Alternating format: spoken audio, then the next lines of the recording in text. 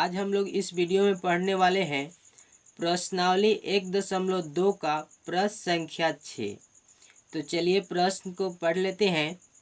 प्रश्न है, व्याख्या कीजिए कि 7 गुना 11 गुना 13 प्लस 13 और 7 गुना 6 गुना 5 गुना 4 गुना 3 गुना 2 और गुना 1 प्लस 5 अभाज्य संख्या क्यों है। ठीक है, तो चलिए सबसे पहले हम लोग थोड़ा रफ में समझ लेते हैं कि अभाज्य संख्या किसे कहते हैं।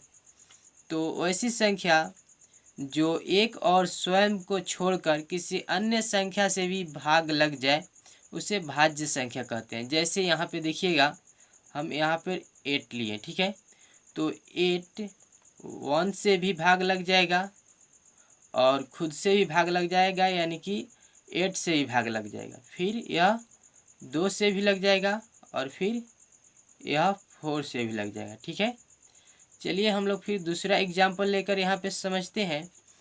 हम यहाँ पर लेते हैं 3, ठीक है, तो 3 1 से तो भाग लगेगा और फिर 3 से भी भाग लगेगा, लेकिन यहाँ पर देखिएगा दूसरा कोई संख्या से भाग नहीं लगेगा, यानी कि एक और स्वयं से लग रहा है, तो यह अभाज्य संख्या है। अभाज्य संख्या किसे कहते हैं? तो वैसी संख्या जो एक और स्वयं को छोड़कर किसी अन्य संख्या से भाग न लगे उसे अभाज्य संख्या कहते हैं। ठीक है, तो इस प्रकार से आप समझ सकते हैं। चलिए आइए हम लोग एक और एग्जाम्पल लेकर समझते हैं। यहाँ पर जैसे हम यहाँ पर 10 ले लिए, ठीक है, तो 10 तो 1 से भी लगेगा, खुद से भी लगेगा यानी कि 10 से भी लगेगा और 2 से भी लगेगा और फिर 5 से भी लगेगा।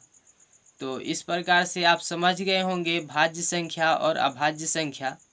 तो चलिए आइए हम लोग अब इस प्रश्न को सॉल्व करते हैं। किस प्रकार से हल करेंगे देखिएगा। तो सबसे पहले हम लोग यहाँ पर लिख लेंगे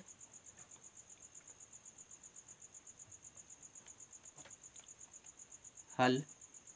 अब इस टर्म को हम लोग पहले लिख लेते हैं, ठीक है। 7 गुना 11 गुना 13 और प्लस 13।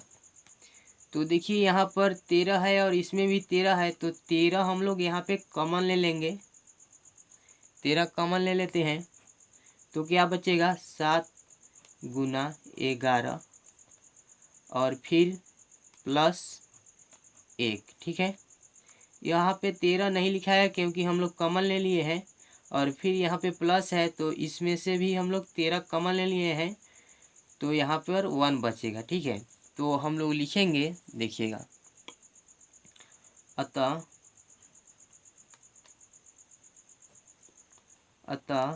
यह संख्या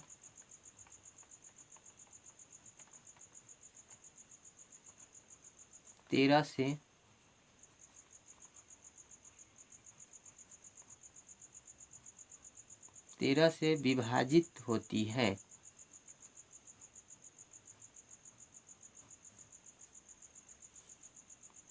इसलिए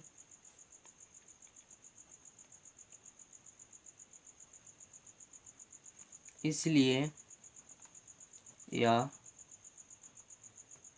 एक भाज्य संख्या है।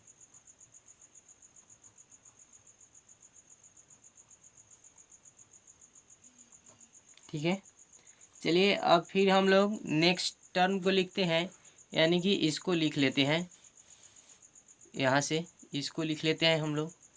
तो चलिए देखिएगा,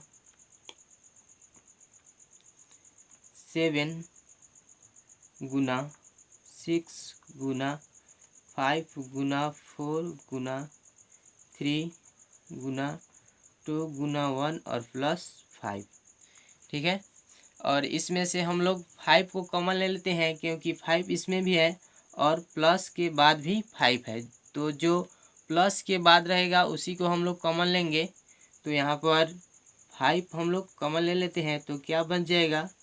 7 गुना 6, और यहाँ से 5 हम लोग कॉमन ले लिए हैं तो इसमें 5 नहीं लिखाएगा, तो 4 गुना 3 गुना 2 गुना 1 और प्लस 1।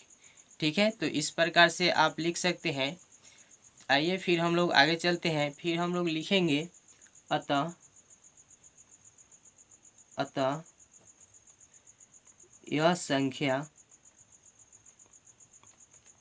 संख्या 5 से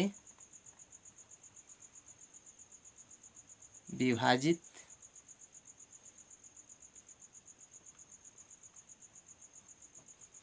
होती है, इसलिए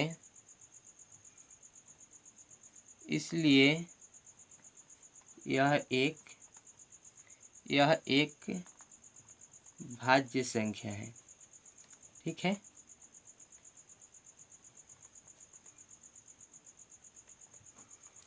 तो आप इस प्रकार से इस क्वेश्चन को सॉल्व कर सकते हैं।